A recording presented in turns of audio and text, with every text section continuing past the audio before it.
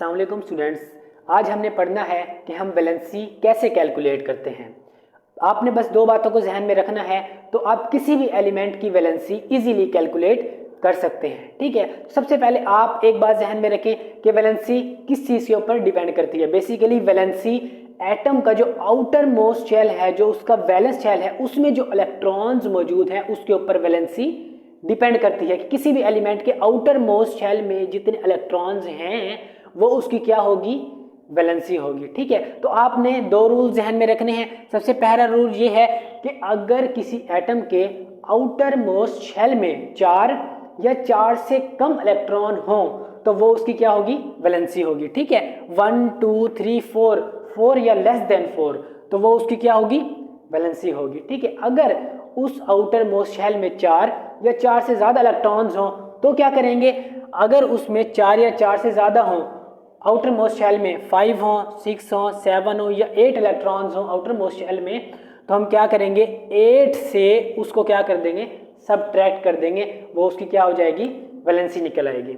समझ आ गई? तो ये आपने दो रूल्स जहन में रखने हैं। तो अगर आपको किसी एलिमेंट का एटॉमिक नंबर याद है तो आप क्या कर सकते हैं, उसकी वैलेंसी भी फाइंड कर सकते हैं। तो मैंने यहाँ सीरीज से लिख दिए हैं 20 तक। ठीक है, तो उसके बाद EC मीन इलेक्ट्रॉनिक कन्फिग्रेशन, और इलेक्ट्रॉनिक कन्फिग्रेशन क्या होती है, arrangement of electrons in the shells.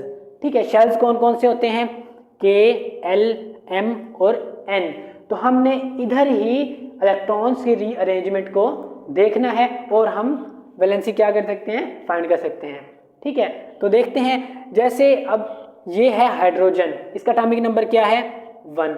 ठीक है, तो इसके इलेक्ट्रॉनिक कन्फिग्रेशन क्या है, 1, क्योंकि इसका जो आउटर मोस्ट शेल है उसमें कितने इलेक्ट्रॉन मौजूद हैं, 1। जैसे मैं आपको दिखाता हूं,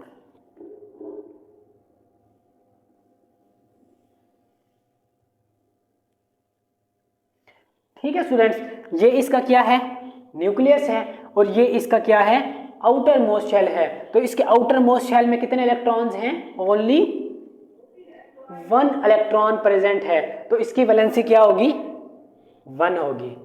तो दूसरी बात, जैसे हीलियम है, हीलियम के आउटर मोस्ट शेल में कितने इलेक्ट्रॉन्स होते हैं, 2 होते हैं, तो इसकी वैलेंसी क्या होगी, 0 होगी। क्यों होगी, क्योंकि देखें कि जो पहला शेल है 1s शेल, सब शेल, तो उसमें क्या होते हैं, सिर्फ 2 ही इलेक्ट्रॉन्स आते हैं, तो वो क्या हो जाएगा, स्टेबल हो जाएगा और अनरिएक्टिव हो जाएगा, और ये स्टेबल कन्फिग्रेशन गेन कर लेगा हीलियम, तो इसकी वैलेंसी क्या होगी, 0 होगी। इसके वाले शेल में कितने होते हैं, 2 इलेक्ट्रॉन,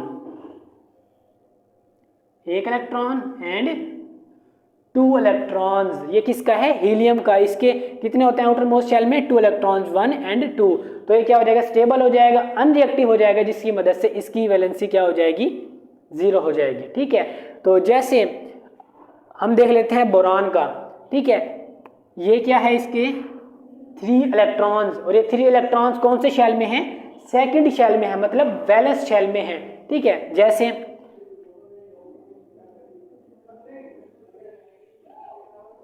इसके पहले शेल में कितने होंगे इलेक्ट्रॉन, 2 इलेक्ट्रॉन बोरॉन में। ठीक है, तो इसके वैलेंस शेल में कितने होंगे, ये इसका वैलेंस शेल आ गया, वैलेंस शेल में कितने होंगे, 3 इलेक्ट्रॉन्स, 1 2 एंड 3 इलेक्ट्रॉन्स, तो इसकी वैलेंसी क्या होगी, 3 होगी। मैंने आपको बताया था ना कि अगर किसी भी एटम के आउटर मोस्ट शेल में 4 या 4 से कम इलेक्ट्रॉन मौजूद हैं तो वो क्या होगी, उसकी वैलेंसी होगी। अब देख लेते हैं, कुछ एलिमेंट्स ऐसे हैं जिनके वैलेंस शेल में 4 या 4 से ज़्यादा इलेक्ट्रॉन्स मौजूद होते हैं, तो उनके केस में हमने क्या करना है, जो जितने इलेक्ट्रॉन्स मौजूद होंगे आउटर मोस्ट शेल में, तो हम उसको 8 से माइनस कर देंगे। जैसे हम देखते हैं यहाँ पे ऑक्सीजन। ठीक है, ऑक्सीजन के पहले शेल में कितने इलेक्ट्रॉन हैं, 2 इलेक्ट्रॉन्स हैं, और उसके वैलेंस शेल में कितने इलेक्ट्रॉन हैं, 6 इलेक्ट्रॉन्स हैं। यहाँ मैं आपको बना के दिखा देता हूँ।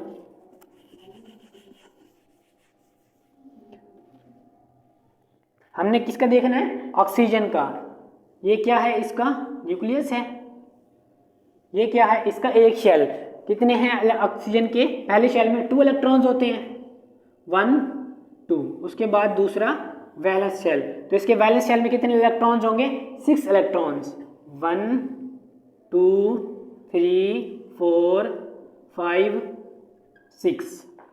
ठीक है, तो ये कितने इलेक्ट्रॉन है? 1 2 3 4 5 6 इलेक्ट्रॉन है। तो हमने क्या करना है, अभी मैंने आपको बताया है 8 से माइनस कर देना है। कैसे करेंगे?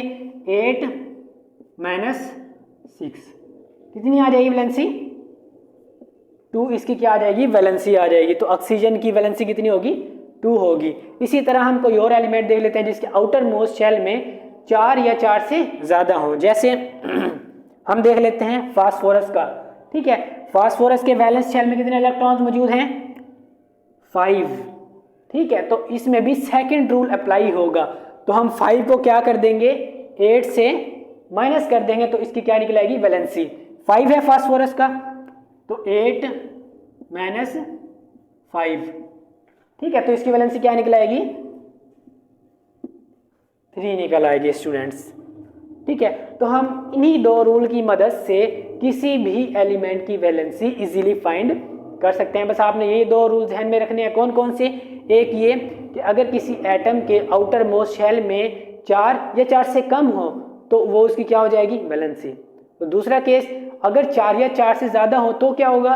तो हम क्या करेंगे, जितने आउटर मोस्ट शेल में इलेक्ट्रॉन मौजूद हों तो उसको 8 से माइनस कर देंगे, वो उसकी क्या निकल आएगी?